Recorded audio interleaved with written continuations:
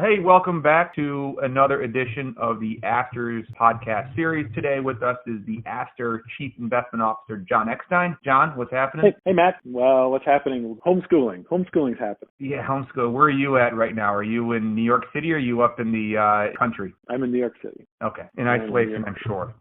Today's goal and what we want to discuss on today's podcast, we get a lot of questions about economic data. And we know the data is going to get worse in terms of jobless claims, or in other words, unemployment picture, generally speaking, manufacturing output, etc. So to start, let's just talk about the job picture, because you hear that the government wants to put cash in people's pockets. You see that they're trying to keep hourly employees being paid even though they're not working, payroll tax credits. What do you expect to see in the next, you can define the time frames, 2 weeks, 2 months, 3 months. Where do you think the employment picture is going? And then the catch is do you think that current market prices have already factored in a worst case scenario for the employment picture?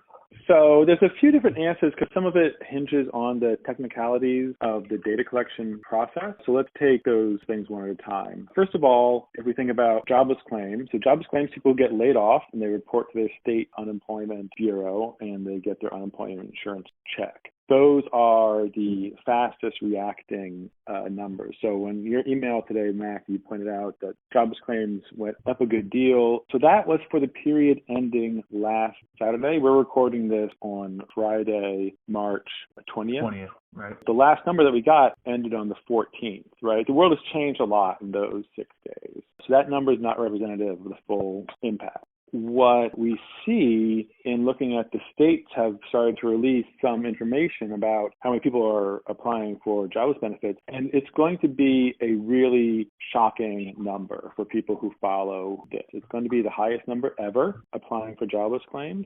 You mean the highest number in terms of increased report over report, or just the highest number that we've ever seen in recorded? Highest number. So the headline number is initial filings for jobless claims, right? So it's like that number is already a change. It's how many people went in and applied this week. And that number is going to be the highest ever. Okay. So higher than the Great Recession or any other recession. It's going to be huge. I think it's good. So now we're getting to your second question, as a market factor that in. Well, I think it's actually quite good that the states have released that number. If that number, the states have been releasing their numbers, California and New York and Texas have been saying what their numbers are. And if they hadn't been, the market might be shocked, right? But that number is out there in the marketplace. Investment banks are making their economic predictions based on it. People have numbers. I'm not going to quote them, but I do think a lot of that is already baked in the cake. But anybody who watches this, if you're not paying attention, you're going to be extremely surprised. You've never seen a number like this before. I think that's what we saw a lot of, over the past 2 or 3 weeks. I mean, being in the financial market, that I've been watching this unfold for, since the initial outbreak in Wuhan. I was watching, I had a friend that lived in China, and the markets are starting to react a little bit back in January. But folks that daily lives don't revolve around the financial markets, which are pretty quick to respond to things globally, they just started being turned on to the coronavirus 3 weeks ago. So With that being said, in talking about jobless claims, so a lot of people are going to lose their job. They're filing for unemployment. We're going to see what you call the largest number that we've ever seen. What does that mean? Because we know this, there's a defined end to this. We don't know when it's going to be, but we know it's going to be a defined time. Yep. Do those people come right back to the labor force? I mean, these companies are losing these. The labor market was so tight before we came into this, right? 6.5 million open jobs, 5.5 million people looking for jobs. Does it just pop right back up? I think that depends on how effectively support small businesses in particular. I think that is still up in the air. But I think it's possible for it to mainly come back. I think the word of the year is going to be forbearance, right? If you've got a ice cream stand and you had to lay off your employees, you still have to pay your rent and your loan back to the bank, there's some combination of government and private action to make sure you don't have to pay that loan back. We're going to be in a much better spot than if it's sort of business as usual. So I think there are signs. The government, as I see it, as of today, March 20th, is not doing enough either on the science side or on the financial policy side, but it's doing more than seemed possible a week ago. And so we need to do more. The federal government is really the only ones who can step in to help the economics because they're the ones with the unlimited balance sheet.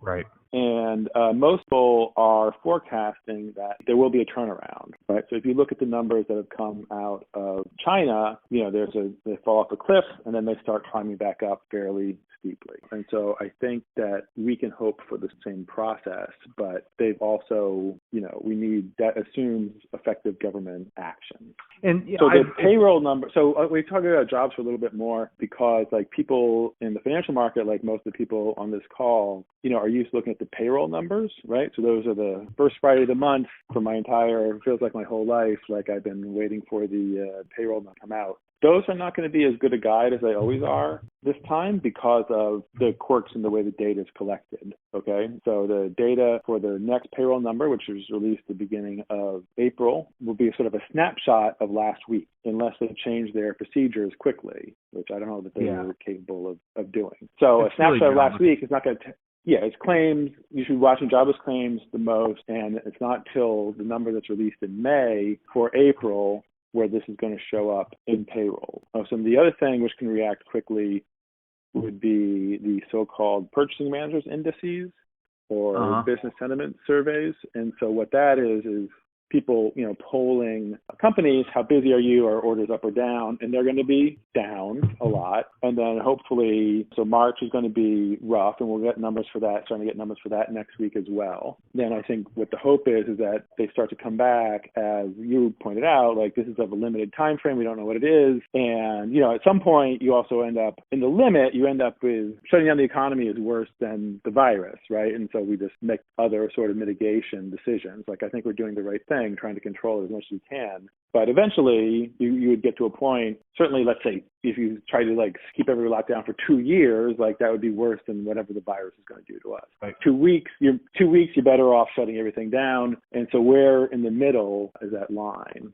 Yeah, absolutely. Another big thing that I've been watching closely is consumer confidence, consumer sentiment. It's almost like, for the folks who have been listening to the podcast, John, I speak on almost a weekly basis about the general attitude and vibe of this to-be recession, where in the prior recessions, 01, 02, and then you got 08, you almost had companies, you seemed like they were rooting for their competitors to go under. It was lay off workers, just keep your balance sheet shored up, keep any liquidity you have, company first mentality. And now, of course, capitalism and profits are great motivator, but it's almost flipped now where you see the government and companies and workers, fellow workers, colleagues, it's almost the opposite where it's like we want people to keep their jobs. We want to put money in people's pockets. I think that can have a big impact on when this thing blows over. You will have this pent-up demand, and just like, you get out of prison, I feel like I'm in prison at my house. I have 3 young kids and we're bouncing off the walls, but it's like I can't wait to get out and spend money. I've only been here for a week. So what are your thoughts on consumer sentiment and consumer confidence?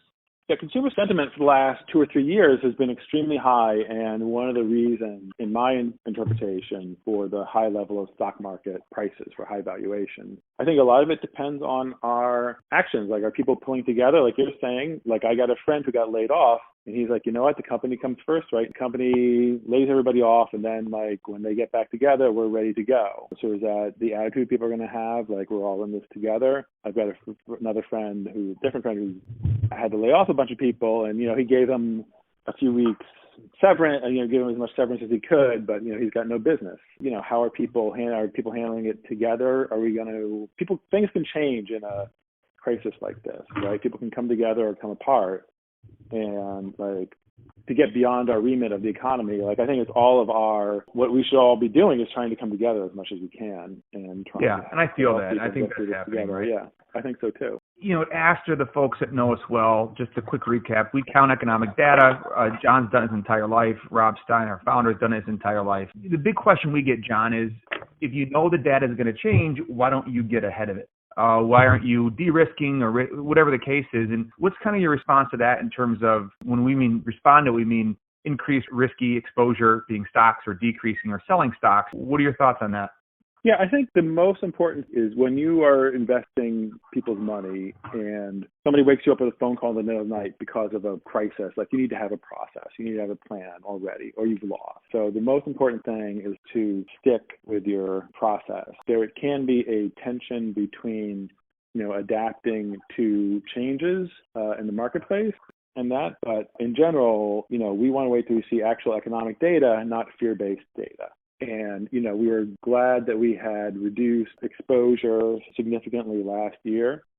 I think depending on how the data evolves is going to be whether our next exposure, our next change is up or down. One thing that I can tell you for sure is that people who panic sell regret it, right? They don't do it because they want to. They do it because they have to. So some portion of the sales this week in particular were levered players. Like if you've borrowed money and you've lost too much, you have to sell no matter the price, right? Those are always times people regret having to sell. We're also just as focused on beefing up beta when the economy starts to brighten as we are in reducing beta if things go on longer than it seems like they will now.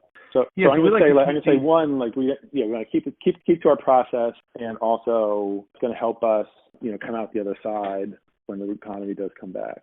Yeah, and we'd like to keep these podcasts under 10 minutes just because people like to consume short, informative bits of information. In terms of what we're seeing economic data that clearly is going to get worse, but the question is it going to get worse than the market expects it to do? And then where does it rebound, right? We don't know if this is a month, 2 month, 3 month thing, but it does end. And when it ends, if the government and if the private sector find a solution, which it may not be perfect, but we know it's going to be a very aggressive plan to keep businesses solvent, keep the dry cleaners open, keep the restaurants open, and then all of a sudden, boom, you pop back up once this thing clears. The labor situation in the United States may not be as healthy as it was. We're talking historic awesome levels, but you have to think that it could get back to a level where the bounce back, again, we never know how this will play out, but the bounce back could be unprecedented like this dip has been. Yeah, I would say the forecasts that we've seen by people who are making by economists who are making sort of quarter by quarter GDP forecasts do show a very dramatic, decline in the first quarter, the second quarter, and a very dramatic bounce back in the third and fourth quarters, with net growth very low for the year. And one thing we're going to be starting to watch is like what's going to happen in 2021, right? It's not too soon to start thinking about that. And like you just said, that part of that does depend on how the solidarity that we all have and working together. To get. Yeah. On the other hand, you could have if the right plan isn't put in place. I just said how it could be very positive. The right plans aren't put in place, and you have systemic businesses closing, and it could be a global depression versus a recession or a quick bounce back recovery. So I guess it definitely could, and I bet you that will happen in some countries, maybe not the U.S., but I bet you that will happen in some countries. And that's why, again, our message is to watch the data and let the facts guide us, not the instant expert on CNBC. Yeah, that's right. Well, John, thank you so much. We will continue doing this. If I can get 10 minutes of your time every week to kind of give the people. Yeah, I think we should do it weekly for a while, right? What else we have to do, right? I got plenty to do. You're not going to yoga class. I know that, right? You got a baby. You got a baby. No, I'm. I do. You heard the crying in the background. I apologize to our listeners. I did not hear the crying. We'll wrap it up, John. Thanks for your time, and we will stay tuned for next week, everybody. Thanks. Bye. To learn more about Astor Investment Management's research and strategies, please visit us on the web at www.astoram.com or stay up to date by following us on LinkedIn, Twitter, and our app is also available on the App Store and Google Play. Thank you. Astor Investment Management, LLC is a SEC-registered investment advisor. All information contained herein is for informational purposes only. This is not a solicitation to offer investment advice or services in any state where to do so would be unlawful. Analysis and research are provided for informational purposes only, not for trading or investing purposes. All opinions expressed are as of the date of publication and subject to change. They are not intended as investment recommendations.